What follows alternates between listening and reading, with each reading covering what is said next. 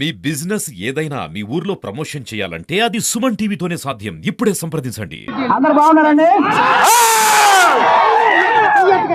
పిఠాపురంలో పవన్ కళ్యాణ్ గారి తర్వాత మళ్ళీ ఆరేంజ్ నామినేషన్ మన పెంచగల రమేష్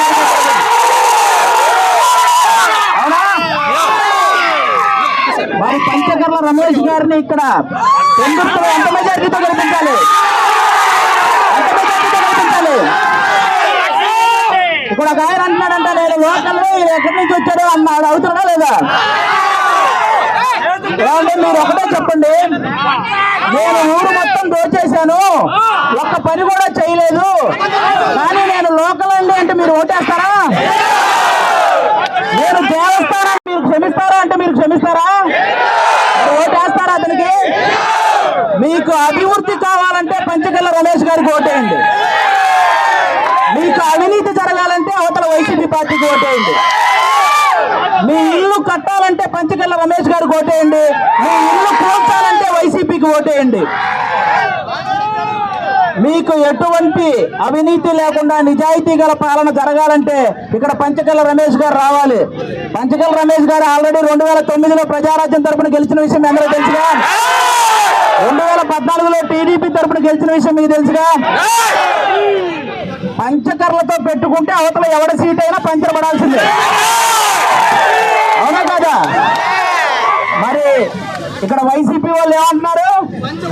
ఏమని చెప్పి ఓటు అడుగుతున్నారు మిమ్మల్ని అందరినీ? మీ ఇంట్లో మంచి జరుగుంటే నాకు ఓటేయండి అంటున్నాడు, అవునా? అసలు వాళ్ళ ఇంట్లోనే మంచి జరగలేదని ఇద్దరు చెల్లెలు రోడ్డు మీద తిరుగుతున్నారు, అవునా కాదా?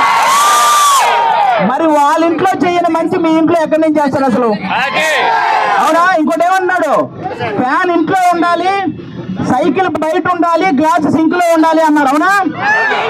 కానీ ఫ్యాన్ ఎంతలో ఉండాలి? 4లోనో 5లోనో ఉండాలి, అవునా కాదా?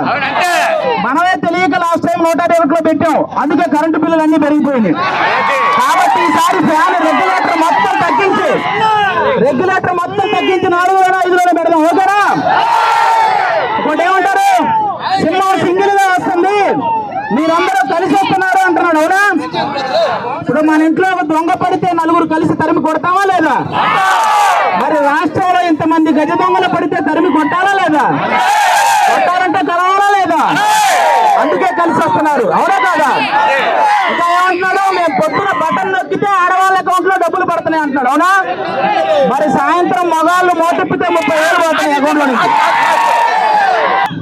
ఈ అనకాపల్లి కాన్స్టిట్యున్సీకి ఎంపీగా సీఎం రమేష్ గారు ఉండడం అనేది మీ అందరి అదృష్టం. ఎందుకంటే కింద పంచకర్ల రమేష్ గారు గెలిచి పైన కనుక సీఎం రమేష్ గారు గెలిస్తే మనకి కేంద్రం నుంచే వచ్చే నిధులన్నీ కూడా సక్రమంగా వస్తాయి, ప్రతి పని జరుగుద్ది, అభివృద్ధి ఇంకా బాగా జరుగుతుంది. కాబట్టి పైన బీజేపీకి, కింద మన గాజు గ్లాసు గుర్తుకి ఓటేయాలని మనస్ఫూర్తిగా కోరుకుంటాను. Thank you.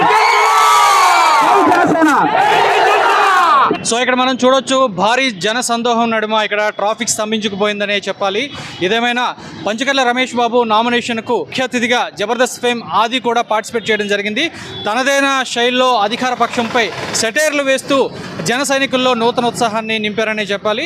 ఏదేమైనా పంచకర్ల రమేష్ బాబు నామినేషన్ ప్రక్రియ అయితే వేలాది మంది, వందలాది మంది అభిమానుల సమక్షంలో ఇక్కడ కోలాహలంగా కొనసాగిందనే చెప్పాలి. వీడియో జర్నలిస్ట్ ముఖేష్తో శ్రీనివాస్, సుమన్ టీవీ, వైజాగ్ నుంచి.